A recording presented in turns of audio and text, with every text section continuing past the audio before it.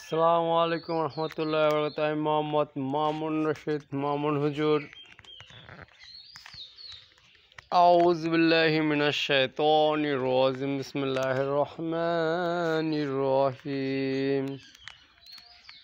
আলহামদুলিল্লাহি রাব্বিল আলামিন আর রহমানির রহিম মালিকি ইয়াউমিদ্দিন ইয়্যাকা না'বুদু ওয়া ইয়্যাকা নাস্তাঈন ইহদিনাস সিরাতাল মুস্তাকিম সিরাতাল লাযীনা আন'আমতা আলাইহিম গায়রিল মাগদুবি আলাইহিম ওয়ালাদ-দাল্লিন আমিন।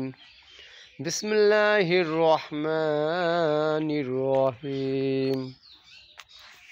قل هو الله أحد الله الصمد لم يلد ولم يولد ولم يكن له كفوا أحد بسم الله الرحمن الرحيم قل هو الله أحد الله الصمد لم يلد ولم يولد ولم يكن له كفوا أحد بسم الله الرحمن الرحيم قل هو الله أحد الله الصمد لم يلد ولم يولد ولم يكن له كفوا أحد نحمده সদাকাল্লাহুল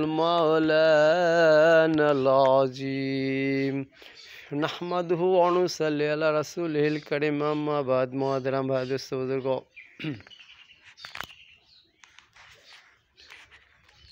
আল্লাহ তাআলাই তো সব করেন, অন্য কেউ কিছু করেন ভাই? আমাদের নবীও কি সব করছেন ভাই? অনেকে বলে যে নবী নাকি হাজির নাজির। নবী হাজির নাজির কীভাবে? নবী কি এই 6 দিনে যে আল্লাহ তাআলা সব কিছু বানাইছেন, অর্থাৎ আরশ, কুরসি, লৌহ কলম, চন্দ্র তারা, 7 আসমান 7 জমিন, দুজক, জান্নাত, বেহেশত, দোজক, পৃথিবী, তারপরে যে পাহাড় পর্বতে যত কিছু আছে, মানুষ, জিন, ইনসান, যত প্রাণী আছে, 18,000 মাখলুকাত, ঘর বাড়ি, দালান কোঠা, নদী নালা, পানি, বাতাস, আগুন, তারপরে পাথর, ইট, কাঠ, বালি, যাই কোন এই আরশে মহল্লা থেকে শুরু করে পৃথিবী কেন্দ্রমণ্ডল পর্যন্ত যা কিছু আছে, যে পৃথিবীতে অশ্বমণ্ডল, আয়নমণ্ডল, কেন্দ্রমণ্ডলে যা আছে মনে করেন, যেমন অশ্বমণ্ডল তো উপরে, পৃথিবীর উপরে বা অশ্বমণ্ডল বলে, ঠিক আছে না? তারপরে তো আয়নমণ্ডল, তারপরে কেন্দ্রমণ্ডল। তো অশ্বমণ্ডলের মধ্যে তো কত কিছু আছে দেখেন। অশ্বমণ্ডলে খনি, কত খনি আয়নমণ্ডল পর্যন্ত কত খনি আছে। অশ্বমণ্ডলের মধ্যে কোনো খনি আছে না? তেলের খনি, কয়লার খনি আছে না? যেন যে বুড়িগঙ্গা নদী বা বিভিন্ন নদীর অনেক সময় কিনে, তলদেশ কিনে, দেখেন চীনেরা বা এরা কিনে না, ওরা কী জন্য কিনে জানেন? তলদেশে খনি পাওয়া যায়, তেলের খনি, কয়লার খনি পাওয়া যায়। যে একটা তলদেশ কিনতে পারলে মনে করেন ওরা ট্রিলিয়ন টাকার মালিক হয়ে যায়, বুঝলেন না? এই জন্য ওরা তলদেশ কিনলে ওদের লাভ থাকে। কি জন্য? কারণ তেলের খনিতে তো মনে করেন যে টাকার কোনো অভাবই নেই, ঠিক আছে না? তো এগুলো এগুলো কি নবী যদি হাজির নাজির হইতো, বা অনেকে বলে যে নবী হাজির নাজির, নবী যদি হাজির নাজির হইতো, যে এখানে যে আমরা এই যে যাই যেখানে কথা বলতেছেন, এখানে আইসা কি নবী সরাসরি কেউ কার সাথে কথা বলে ভাই? কিন্তু হায়াতুন নবী এই জন্য সে না মাঝে মাঝে কারোর সাথে স্বপ্ন দেখা করতে পারবে, বাস্তব দেখা করতে পারবে, সে যেহেতু সে হায়াতুন নবী। তা হায়াতুন নবী তো আর হাজির নাজির না, ঠিক আছে না?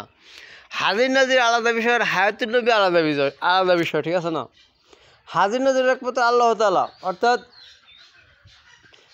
আল্লাহ তাআলা কোন জায়গায় না আছেন, কোন জায়গায় আছেন, এটা কেমন একটা উদাহরণ দেওয়া বলি। একটা বোতল মনে হয়েছে স্প্রাইটের বোতল বা 7 আপের বোতল, এটা মনে 7 আপ পুরোটা খাইয়ে ফেলাইছেন, পুরা খাইয়া আবার পানিতে ধুয়েও খাইয়ে ফেলাইছেন, খাইয়া পুরা ভিতরে হাওয়া না আর কিছু আছে, তো ভিতরে সব হাওয়া মনে করেন যে আর কিছু না, তো বোতল আটকে থইলেন, হাওয়া ভিতরে আর পানি পূর্ণ নেই, স্প্রাইট 7 নাই, বোতল আটকায় থুলেন, এই যে টাটকে বোতল ভিতরে কিন্তু পানিও নেই, স্প্রাইট 7 কিছুই নাই, বোতল আটকায় থুলেন ভিতরে কিছু আছে। আর কেউ যদি কয় ভিতরে কি আছে, হাওয়া ছাড়া কিছু আছে, কিন্তু ওই ভিতরে কিন্তু আল্লাহ আছে, ওই ভিতরে আল্লাহ আছে। দেখেন ওরা সব কিছু বাইর করে ফেলেছে, পানি স্প্রাইট 7 সব বাইর করে ফেলেছেন না, ভিতরে কিন্তু আল্লাহ আছে। দেখেন আল্লাহ আছে এবং ভিতরে আল্লাহ আছে। তো মনে করেন যে আল্লাহ এমন ওই ভিতরে সব কিছু বাইর করে ফেললে সেখানে আল্লাহ যেতে পারে, তা আল্লাহ কত শক্তি দেখেন। এই জন্য দেখেন না, ওই যে বিদেশে কাছের যে মানুষের প্রাণ কেমনি বাইরে হয় টেস্ট করার জন্য একটা মুমূর্ষু রুগীরে প্রায় মরে যাবো ভাব আর কি, একটা মুমূর্ষু রুগী কাছের দেয়াল এর মধ্যে আটকে রাখছে, যে জিবরাইল ইসলাম কেমনি জান কবজ করে না টেস্ট করার জন্য। দেখেন আল্লাহ কী শক্তি দেখেন। তো কাছে যদি আটকে রাখছে, পরে মুমূর্ষু রুগী তো হায়াত মনে করেন যে আধা ঘন্টা পরে শেষ হয়ে যাবে, এর আগে ওই কাছে এইটার ভিতরে আটকাইছে, মনে করেন আটকাইছে, পরে আধা ঘন্টা পরে তো হায়াত শেষ হয়ে যাবো, ডাক্তারকে আত্মবিশ্বাস আধা ঘন্টার মধ্যে হায়াত শেষ হয়ে যাবো। তো মনে করছে হায়াতটা জিবরাইল আজ কেমনে না আমরা দেখুম, কেমনে না হেরদম, তো কাছের ভিতরে যাবো কেমনে, কত আল্লাহ আজ আসলাম কাছের ভিতরে যাবো কেমনে। পরে হায়াত শেষে পরে দেখা যাচ্ছে ওই কাছের ইডার ভাণ্ডটার যেটা ভিতরে আটকাছে ওটা একটা কোনো ঠাস করে ফাটতে আছে গা, অর্থাৎ আজ আসলাম ওখানে ভিতরে যায় দেখেন কাল্লা কী শক্তি, ভিতরে যা হাত ঠিকই নিচে কাছে একটা টুকরা ফাইটটাও হতে পারি গেছে, দেখেন আল্লাহ কী শক্তি। তো এরকম বোতলের ভিতরে মোটকা সব কিছু বাইরে মোট কাটকা ছিল, ভিতরে আল্লাহ যে থাকতে পারে, অনেক কিছু পিঁপড়া দিতে পারে, অনেকে একটা ভাইরাস ব্যাকটেরিয়া দিতে পারে, কিন্তু ওখানে আল্লাহ ঠিকই দিতে পারে। আবার দেখেন আর একটা অণুবীক্ষণ যন্ত্র ছাড়া কিন্তু ভাইরাস দেখা যায় না। দেখেন ব্যাকটেরিয়া তো মোটামুটি অণুবীক্ষণ যন্ত্রে ঢুকাইলেও ব্যাকটেরিয়া একটু বড় মনে হয় দেখেন, কিন্তু ভাইরাস তো আরও সূক্ষ্ম, আরও ক্ষুদ্র, আরও নিখুঁত। তো ভাইরাসের ওই ভাইরাসটাকে আল্লাহ বানাইছে, ঠিক আছে না? তাই বুঝে নিলাম ওই ভাইরাস একটা প্রাণী, মনে করেন ভাইরাসের প্রাণটা আল্লাহ দিছে, তাহলে আল্লাহ কত শক্তি। তা এত ভাইরাস যে পৃথিবীতে কত ট্রিলিয়ন সারা অনন্ত শিকার করে সারা জীবন করে ফুলে পড়ে এত ভাইরাস কিন্তু আল্লাহ বানাইছে। দেখেন অনন্ত শিকার করে ফুলে পড়ে এত ভাইরাস বানাইছে, সেই সমস্ত ভাইরাসের প্রাণ কিন্তু আবার আল্লাহ দিছে। দেখেন তাই বলছে কত রুহের সংখ্যা প্রাণের সংখ্যা কত বানাইছে আল্লাহ, দেখেন আল্লাহ। কারণ ভাইরাসের প্রাণগুলো দেখেন, আবার ব্যাকটেরিয়া জীবনগুলো, ব্যাকটেরিয়া তো উদ্ভিদ জাতীয় ব্যাকটেরিয়া এই জীবনগুলো আল্লাহ দিছে। দেখেন তো দেখেন পৃথিবীতে কত প্রতি বছর কত ধান গাছ, কত আলু গাছ, কত পাট গাছ, কত আম, কত গাছালি হইতেছে, এগুলো গাছের মধ্যে একটা জীবন আছে না? তো আল্লাহ কিন্তু কত জীবনও তৈরি করছে। দেখেন মানুষ হয়তো বলতে পারেন যে মানুষ হয়তো এত নূহ ইসলামের জমানা মানুষ, আদম ইসলামের জমানা মানুষ, ঈসা ইসলামের জমানা সমস্ত নবীর জমানা মানুষ, আমাদের নবীর আখিরাতে নবীর উম্মতের সংখ্যা বেশি, কারণ আমাদের নবীর পরে তো নবী নাই, তো কিয়ামত পর্যন্ত আমাদের নবীর উম্মত বেশি। কিন্তু মানুষের জীবন চেয়ে গাছের জীবন বেশি না, দেখেন সংখ্যা বেশি না, গাছের জীবনের সংখ্যা বেশি না। দেখেন প্রতি বছর কত ধান, এক বছর যে ধান হয় এই ধানগুলো কি পরের বছর এই গাছগুলো আবার হয় না, নতুন গাছ হয় না। তো কত গাছের জীবন আল্লাহ বানাইছে। দেখেন কত গাছের মধ্যে আগাছা আছে, ঘাস আছে, কত বনলতা, বনে জঙ্গলে কত ঘাস আগাছা, দেখেন ওগুলো তো জীবন না, আগাছারও কি জীবন না? ঠিক আছে, মানুষের মধ্যে খারাপ মানুষের জীবন আছে, ভালো মানুষের জীবন আছে, আগাছার কি জীবন না এটা? ঠিক আছে না?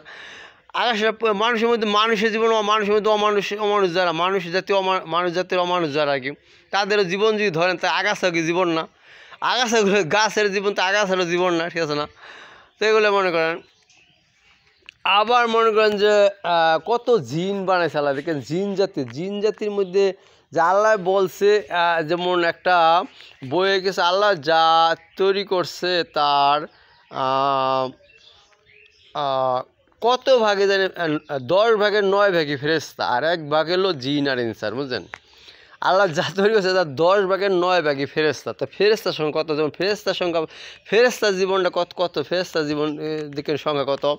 আল্লাহ এটাও বলছে যে আকাশে বৃষ্টি হয় না, তো একটা বৃষ্টির ফোঁটা নাকি একটা ফেরেশতা আসমান থেকে পৃথিবীতে মাটিতে পৌঁছে দেওয়া যায়। তাহলে একটা বৃষ্টি ফোঁটা, কত বৃষ্টি ফোঁটাকে একটা করে পরে দেখেন, যে এলাকায় বৃষ্টি হয় আর এক এলাকায় একসময় বৃষ্টি হয়, অনেক সময় থেকে সারা 1 জেলা 2 জেলা 4-5 জেলা ব্যাপী অনেক সময় বৃষ্টি হয় দেখেন। তো 5 জেলা ব্যাপী বৃষ্টি হয় তো কত কোটি কোটি ফোঁটা পড়ে। তো এতগুলো ফোঁটার আবার একটা ফেরেস্তা করে ফেরেস্তা মাটিতে থিয়া যায় বৃষ্টিগুলা। তাহলে এই ফেরেস্তার সংখ্যাটা কত বেশি? সবচেয়ে কিন্তু এই জায়গায় ফেরেস্তার সংখ্যাটা বেশি দেখেন। বলতে পারেন যে কোন জায়গায় ফেরেস্তার সংখ্যাটা বোঝা যায় বেশি, এই জায়গায় কিন্তু বৃষ্টি ফোঁটা যে ফেরেস্তাটা দেওয়া যায় দেখেন, এই জায়গায় কিন্তু ফেরেস্তার সংখ্যাটা বেশি দেখেন। এরকম আর একটা জায়গায় আছে ফেরেস্তার সংখ্যা বেশি, কোন জায়গায় বলা হয়েছে দেখেন, যে প্রতিদিন ফজরের পরে ফজরের সময় 70,000 ফেরেস্তা ফজরের সময় মোতায়েন করে আল্লাহ। তো এই 70,000 ফেরেস্তা নাকি আর কোনো দিন আইব না। এই ফেরেস্তা এই যে দিনকে যে প্রথম সকালে যে আপনার মোতায়েন করে আল্লাহ, সকাল হওয়ার জন্য যে মোতায়েন করে সকালের ব্যাপারে সকাল আনয়নের জন্য আর কি, সকালটা আনয়নের জন্য যে মোতায়েন করে ফেরেস্তা, এই 70,000 ফেরেস্তা নাকি আর কোনো দিন আইব না। তাহলে এরকম প্রত্যেকদিন সকাল আইতেছে না, প্রত্যেকদিন নতুন সকাল আইতেছে না, তো প্রত্যেকদিন নতুন সকাল আইতেছে, প্রত্যেকদিন এরকম 70,000 করে ফেরেস্তা মনে করেন যে এই ফেরেস্তা শুধু একটি ডিউটি, এই নতুন সকাল আনয়নের মোতায়েনের জন্য প্রয়োগ করেছে আল্লাহ, ফেরেস্তা প্রয়োগ করছে আর কি। তো এই ফেরেস্তাগুলো আর প্রতিদিন নতুন সকাল করে আইতেছে, তো প্রত্যেকদিন এতগুলি শয়তান এতগুলি ফেরেস্তা মনে করেন যে এক সকালের জন্য মোতায়েন করছে, আর এক সকালের জন্য ডিউটি, আর প্রতিদিন নতুন সকাল যেহেতু আইতেছে, তো কত এই প্রথম দিন পৃথিবীর সৃষ্টির এক পর্যন্ত এই পর্যন্ত কত সকাল পার হয়েছে। হে আদম আসলাম যেদিন আসছে, বা পৃথিবী যেদিনকে পৃথিবীর এই ব্যাপারে যেদিনকে ফেরেস্তা নিয়োগ করছে আল্লাহ, পৃথিবী প্রতিদিন সকালে যে ফেরেস্তাদের জন্য যে মোতায়েন করা 70,000 ফেরেস্তা যে মোতায়েন করা, এটা পৃথিবী প্রথম সকালের থেকে যেদিন থেকে এই সকালটাকে আজকে সকালে আদম আসলামের জমানা থেকে সকাল না, তো সেই সকাল থেকে এই পর্যন্ত কত সকাল পার হয়েছে। তো এখানে কম ফেরেস্তাকে আল্লাহ নিয়োগ করছে দেখেন, কম ফেরেস্তাকে বিদায় করছে এই পর্যন্ত দেখেন। আরও সামনে কত সকাল আইব, তো প্রত্যেক দিন আবার কিয়ামত পর্যন্ত আর কত সকাল আইব, ওই সকালগুলোর জন্য আবার 70,000 করে ফেরেস্তা আছে। তো এখানেও কিন্তু সংখ্যা কম, ফেরেস্তার সংখ্যা কম না দেখেন। তো বৃষ্টির মধ্যে আল্লাহ ফেরেস্তার সংখ্যা বেশি রাখছে বৃষ্টির দায়িত্বে, আর সকালের দায়িত্বে সকাল বিকালের দায়িত্বে, বিকালও এরকম আছে, সন্ধ্যার সময় ফেরেস্তার দায়িত্ব আছে, সূর্য অস্ত সন্ধ্যা হয়েছে ওই সময় ফেরেস্তা আছে। তো বৃষ্টির সময় সকালে সূর্যোদয়ের সময় এবং সূর্যাস্তের সময় সবচেয়ে ফেরেস্তাদের সংখ্যা বেশি দেখেন। ফেরেস্তার সংখ্যা আল্লাহ এখানে বেশি, ফেরেস্তার সংখ্যা আল্লাহ বেশি রাখছে। তারপর অন্য ব্যাপারে ফেরেস্তা আছে, না দুজকের দায়িত্ব ফেরেস্তা আলাদা আছে, জান্নাতের দায়িত্ব ফেরেস্তা আলাদা আছে। জান্নাতের দায়িত্ব ফেরেস্তা যেমন মনে করেন যার বাসার গৃহের দারোয়ান হিসেবে ফেরেস্তা আছে। তারপরে দারোয়ান হিসাবে যেমন পৃথিবী যেমন রাষ্ট্রের প্রধানমন্ত্রী রাজার জন্য বিভিন্ন জায়গায় পুলিশ মোতায়েন করে না, তেমন জান্নাতে দুজকের মোতায়েন ফেরেস্তা আছে বিভিন্ন কাজে। যেমন দুজকের শাস্তি ব্যবস্থার জন্য ফেরেস্তা আছে, কে আগুন দিয়ে শাস্তি দিব, কে বিস্তার কামড়ে শাস্তি দিব, কে লাঠি পিটানে শাস্তি দিব, কে ঠান্ডা পানিতে হালায় শাস্তি দেবো, কে গরম পানিতে হালায় শাস্তি দিব, কে যে গরম জুতা পরায় শাস্তি দিব। এরকম যেমন শুনছেন না আবদুল্লাহ আপনি কে যেন ওই যে গরম যে জুতা পরাইবো, সেই গরমের তাপেই এমন হয়ে টকবক মাথায় উত্তরানি হবে, ঠিক আছে না? তো এই দায়িত্ব ফেরেস্তা আছে না? তো এরকম মনে হয় যে পুষ কাটা খাওয়ানোর দায়িত্ব ফেরেস্তা আছে। তো দুজকের ফেরেস্তা কিন্তু মোতায়েন কিন্তু অনেক ধরনের ফেরেস্তা আছে। হ্যাঁ, এরকম বিভিন্ন যত ধরনের শাস্তি আছে, সাপে কামড়ানোর দায়িত্ব ফেরেস্তা আলাদা।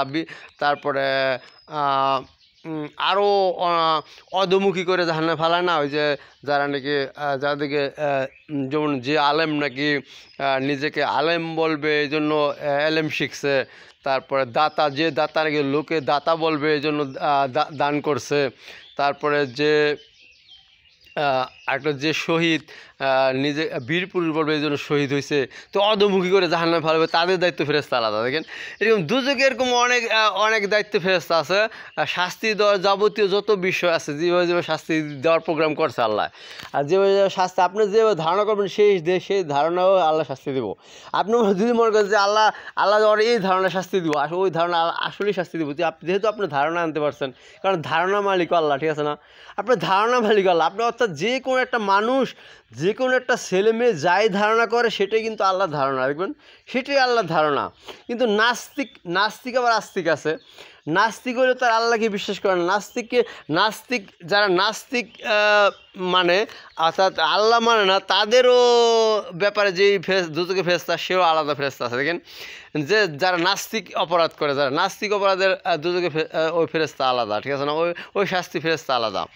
আবার আস্তিকদের মধ্যে যারা কুফরি করে, কুফরি কাজ করে, কুফরি অপরাধে যে ফেরেশতা শাস্তি দিতে হবে সেই ফেরেশতার নিয়োগ আলাদা।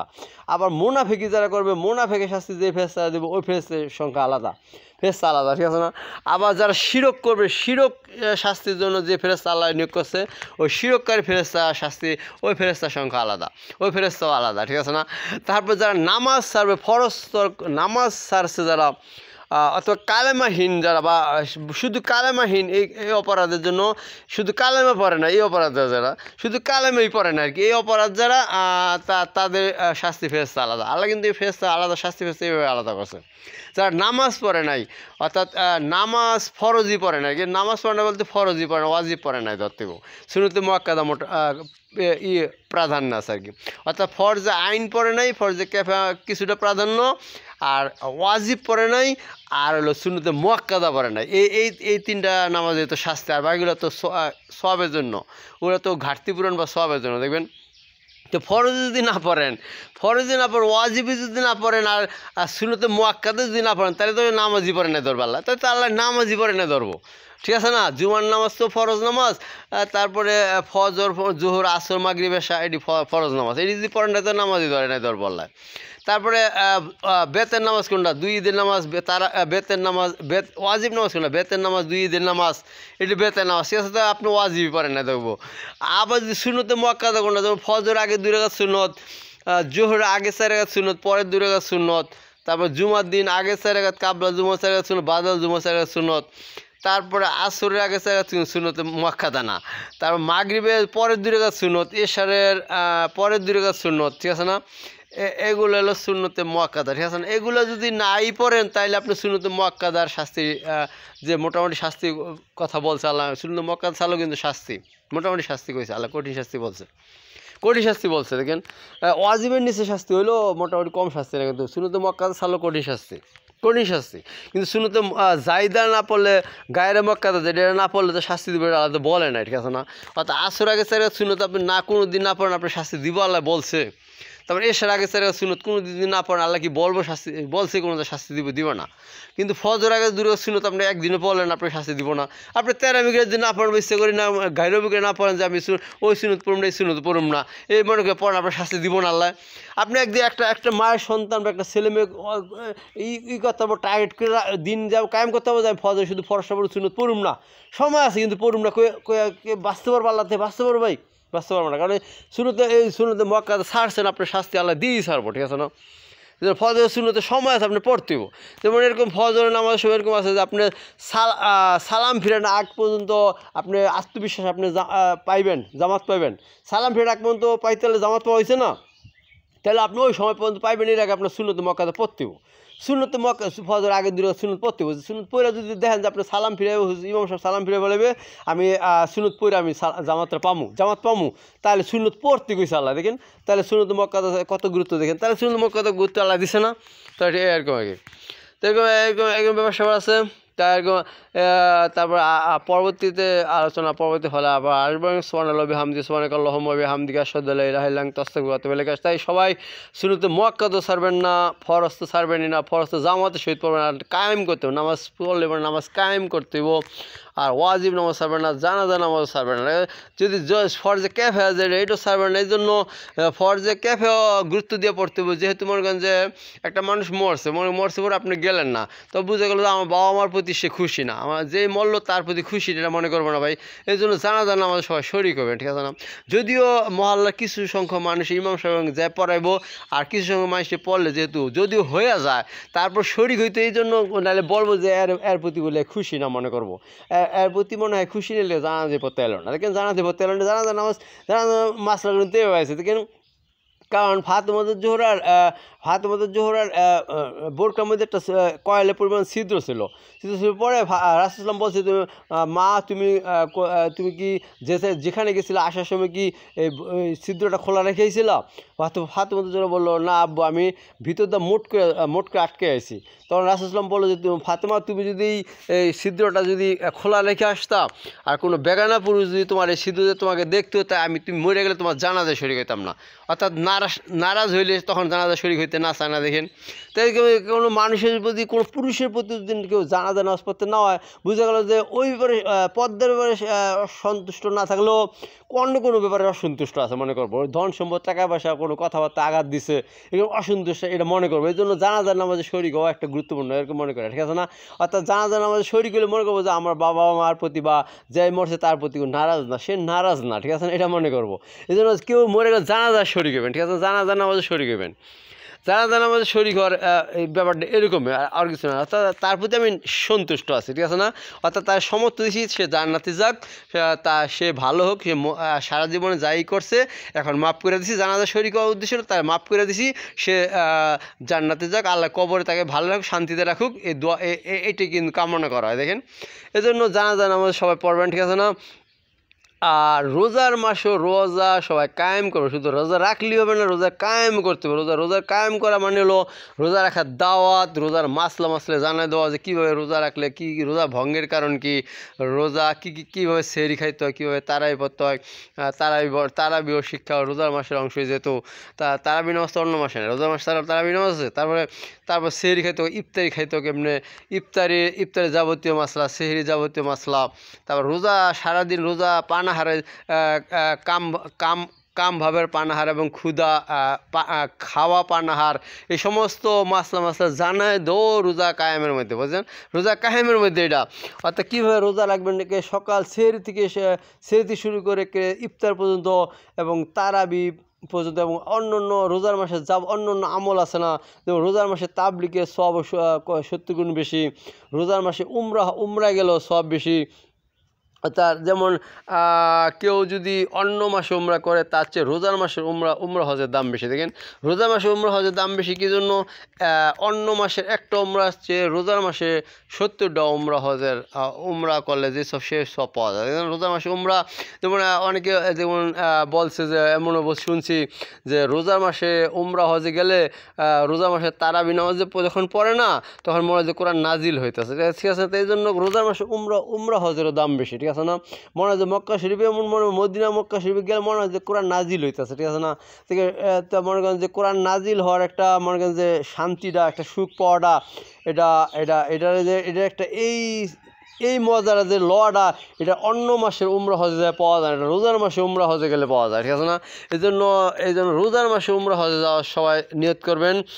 আর 12 মাস তো উমরা করবেনই, আর উমরা হজে যাওয়ার নিয়ত করতে হয়। এই জন্য দেখেন উমরা হজের নিয়তে কয় না যে যারা চালাক দেখেন, যারা বিয়ে করার নিয়ে আছে দেখেন তারা কিন্তু এক আত্মীয় স্বজনের বাড়িতে যাওয়ার চেষ্টা করে, অর্থাৎ বা বন্ধু মানুষের সাথে যাওয়ার চেষ্টা করে, গেলে পরে একটা মেয়ের সাথে দেখা হয়, প্রেম করতে পারে, বিয়ে করতে পারে। দেখেন তো এরকম উমরা হজটা এরকম উমরা হজের নিয়তে গেলে মক্কা মদিনা যাওয়া হয়, ঠিক আছে না?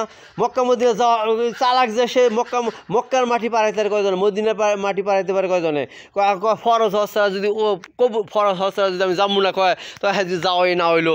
তো উমরা চান্স যদি লয়, উমরা চান্স লইলে মনে করেন যে মদিনা রাসূল ইসলামের কবর জিয়ারত করা যায়। দেখেন সমস্ত কত সাহাবিরা, কত রাসূল ইসলামের নবী রাসূলদের স্ত্রীরা, সাহাবিদের স্ত্রীরা ওখানে ঘুমায় রয়েছে, কেন মদিনা ঘুমায় রয়েছে, তাদের কবর জিয়ারত করা হয়। দেখেন তারপর ওই দেশের মাটি ফল খেয়ে খেজুর খাওয়া, ওই দেশে খেজুর খাওয়া। দেখেন যদি খাওয়া যদি লোভ করেন ওই ছিল এই আশাটা পূর্ণ হইতেছে কিনা। দেখেন ওই দেশে খেজুর খাওয়া হয়, জমজমের পানি খাওয়া হয়। দেখেন জমজমের পানি খাওয়া হয়, জমজমের কূপের সামনে ধারে যাওয়া হয়।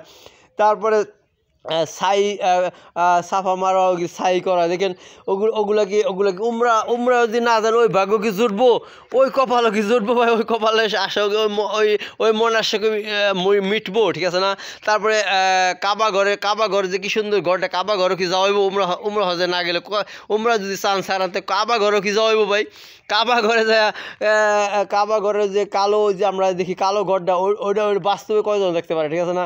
তো ওই ঘরটা উমরা হজে গেল বাস্তবে বাস্তবে এটা দেখে ওখানে ভিতরে কাবা ঘরের ভিতরে নামাজ পড়া যায়, দেখেন নামাজ পড়ে আসা যায়। আর ওখানে এই উসিলায় কিন্তু মক্কা যাওয়া হলো, মদিনা যাওয়া হলো, দেখেন মক্কা যাওয়া হলো, মদিনা যাওয়া হলো, আল্লাহর ঘর নেকে আল্লাহর থেকে মূল ঘর সেটা দেখা হয়ে গেল, দেখেন মূল ঘরটা দেখা হয়ে গেল। তারপরে নবীর কবর জিয়ারত করা হয়ে গেল। দেখেন অনেকে মনে করেন যে কেউ যদি অনেকে করে যে নবীর যে স্বপ্নে দেখলে নবীর যে স্বপ্ন দেখে সে নাকি সে কোনোদিন জাহান্নামে যাবে না, সে মাপ পেয়ে যাবো।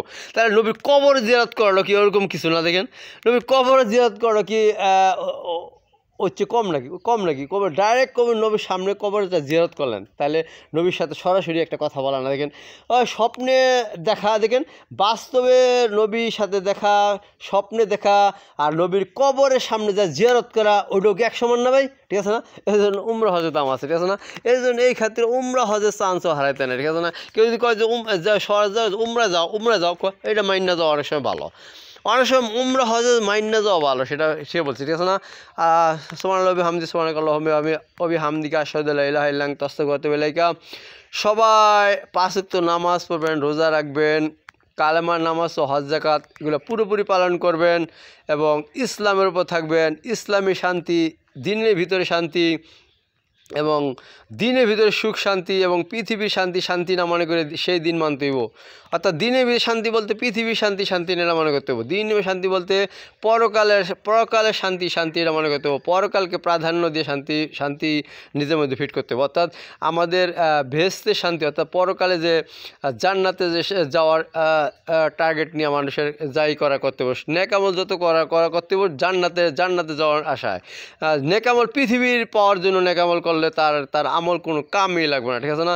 এই জন্য বেশি সবাই দুরূদ শরীফ পড়তে হইব, দুরূদ শরীফ বেশি পড়া আর কালেমার নামাজ হজ জায়গাতে লাইগা থাকা আর সত্য মিথ্যা পরিত্যাগ করে সত্য বাইসা নেওয়া, সত্য পথ অবলম্বন করা, হালাল বাইসা নেওয়া, হারাম বর্জন করা, সুদ ঘুষের ধারে কাছেও না যাওয়া, ঠিক আছে না? মাকরুহ তাহরিমও বর্জন করা, তারপরে শিরক না করা, মুনাফিকি না করা, বেদাতি না করা, কুফরি না করা, নাস্তিক না হওয়া, এরকম যাবতীয় যেগুলো মূল অপরাধ, ইসলামের মেন শত্রু যে অপরাধগুলো সবই বর্জন করা, ঠিক আছে না?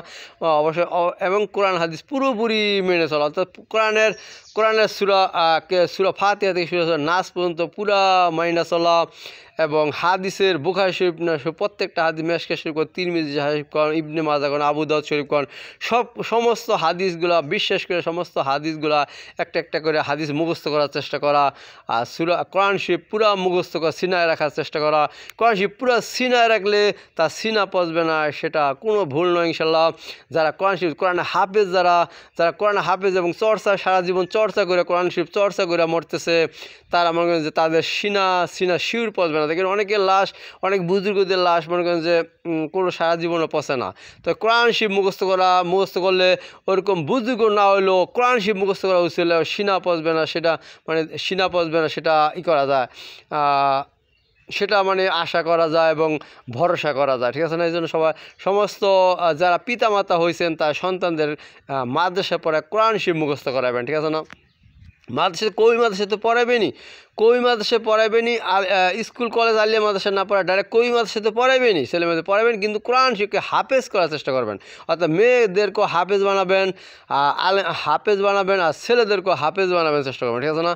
হাফেজ বানাইলে সবচেয়ে ইসলামের দিকে বেশি আত্মবিশ্বাসের ইসলাম হবে। কিন্তু বেশি আত্মবিশ্বাস ইসলামের জন্য যে কোরআন শরীফই কইতে পারবেন যে আমার ছেলেমেয়েরা কোরআন শরীফ মুখস্থ করছে, ঠিক আছে না? অর্থাৎ হাদিস যদি মুখস্থ করা, কোরআনের তাফসীর শিখা তালেম হইলো, কিন্তু কোরআন শরীফ মুখস্থ করাটা সবচেয়ে আত্মবিশ্বাসী ইসলাম বেশি, ঠিক আছে না? অর্থাৎ আত্মবিশ্বাসী ইসলাম পালন করতেছে আল্লাহ, ঠিক আছে না? আল্লাহ হাফেজ। আসসালামু আলাইকুম ওয়া রাহমাতুল্লাহি ওয়া বারাকাতুহু।